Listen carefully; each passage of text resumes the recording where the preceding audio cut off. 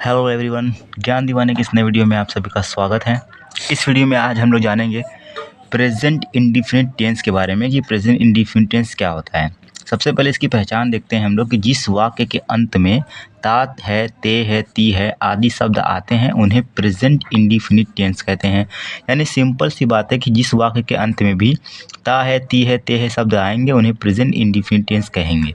जैसे कि एग्जाम्पल आप देख लीजिए, वह अपना काम करता है, सीता खाना बनाती है, राजू स्कूल जाता है। यानी कि वाक्य के अंत में ता है, ती है, ते है शब्द आएंगे तो वो सिंपल सी बात है कि वो प्रेजेंट इंडिफिनिट टेंस होगा। तो ये इसकी पहचान होगी वाक्य को पहचानने के लिए।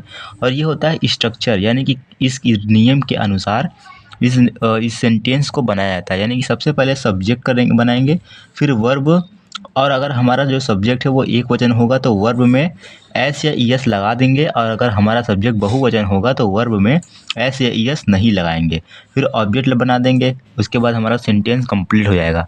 अब एक एक एग्जांपल समझते हैं। देखिए,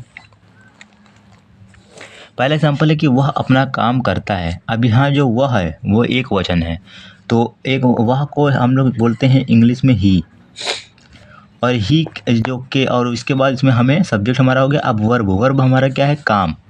काम को बोलते हैं वर्क। वर्क में हम लोग वर्क लिखेंगे, तो यहाँ पे वर्क नहीं है, वो अपना काम। अपना काम हो जाएगा तो ही do his work, he do his work. यहाँ पे वर्क नहीं लगेगा, यहाँ पे डू लगेगा, ही डू। अब जो डू है जो वो इस काम का हो गया, इसका हो गया, लेकिन इसमें ऐसे एस हमको लगाना है क्योंकि जो हमारा सब्जेक्ट है वो एक वचन है, तो इसलिए डज लगा देंगे। फिर उसके बाद ऑब्जेक्ट हमारा है अपना काम, तो he does his work, his work ये हमारा ऑब्जेक्ट हो जाएगा। तो ये एक सेंटेंस हो गया कंप्लीट। अगला सेंटेंस देखते हैं। तुम रोज़ खाना खाते हो, तो इस वाक्य के अंत में ते हो आ रहा है, तो जिस वाक्य के अंत में ता है, ती है आएंगे वो प्रेजेंट इंडिफिनिट टेंस होगा। तो ये हमारा जो सब्जेक्ट है वो बहुवचन है। तुम को अंग्रेजी में बोला जाता है यू, और यू के बाद हमें लगाना है वर्ब। सब्जेक्ट हमारा हो गया। अब वर्ब क्या है हमारा? खाना। खाना खाते हो, तो ये जो खाना है ये हमारा है वर्ब, तो इसको हम बनाएंगे इट,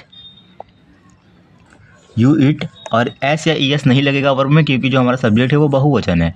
उसके बाद हमें ऑब्जेक्ट क्या लगाना है? इसमें दो ऑब्जेक्ट है, खाना और रोज़। तो सबसे पहले हम लोग को खाने का बनाना है food. Food, you eat food, तुम खाना खाते हो रोज़, डेली, तो डेली हम लोग लिख देंगे। तो इस तरह से ये भी सेंटेंस हो गया कंप्लीट। अगला सेंटेंस देखते हैं कि वह स्कूल पढ़ने जाती है, तो वह के लिए सी लगेगा, सी का प्रयोग होगा। फिर उसके बाद हमें पढ़ना, वह स्कूल पढ़ने जाती है, तो जाना, जाना एक वर्ब है, वर्ब को जाना को बोलते हैं गो, और इसमें लग जाएगा ईएस क्योंकि जो हमारा सब्जेक्ट है वो एक वचन है, इसलिए वर्ब में एस या ईएस लगेगा। तो सी गोज, वह जाती है पढ़ने, रीड, रीड स्कूल, वह पढ़ने जाती है school, she goes read to school. School को हम लोग लास्ट में कर देंगे। ये भी कंप्लीट हो गया। अगला सेंटेंस है राजा गाना गाता है, तो राजा एक नाम है, वो यहाँ पे किंग नहीं लगेगा, राजा का नाम है, तो राजा लिखेंगे। फिर उसके बाद गाता है, तो गाना का होता है सिंग, और सिंग में एस लगा देंगे क्योंकि जो हमारा नाम सब्जेक्ट है वो एक वचन है। उसके बाद हमारा ऑब्जेक्ट है गाना, सॉन्ग, तो raja sings a song, sings a song, राजा गाना गाता है। ये सेंटेंस भी कंप्लीट हो गया। अगला सेंटेंस है बच्चे स्कूल जाते हैं, तो बच्चे के लिए लगेगा चिल्ड्रेन, और यहाँ जो हमारा सब्जेक्ट है वो बहुवचन है क्योंकि एक बच्चे नहीं है, बहुत सारे बच्चे हैं, तो children go to school, children go to school. तो इस तरह से ये सेंटेंस भी कंप्लीट हो गया। ये हमारा सब्जेक्ट हो गया, ये हमारा वर्ब हो गया, और ये हमारा ऑब्जेक्ट हो गया।